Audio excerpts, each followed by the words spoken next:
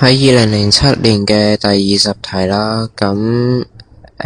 當碳同埋濃硫酸加熱嗰陣時，就會生成二氧化硫同埋二氧化碳啦。咁只可以喺 A、B、C、D 嘅選項當中，只可以有氫氧化鈣係可以測試到二氧化碳嘅啫，令到溶液變成乳濁嘅，所以咧就排除咗 C 同 D 啦，就係得 A 同 B。咁 A 同 B 嘅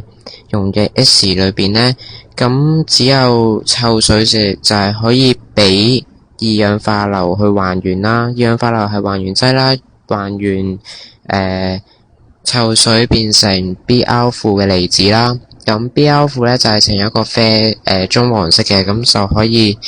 呈現到二氧化硫嘅存在啦，咁測試到二氧化硫啦，咁就所以個答案就係 A 啊。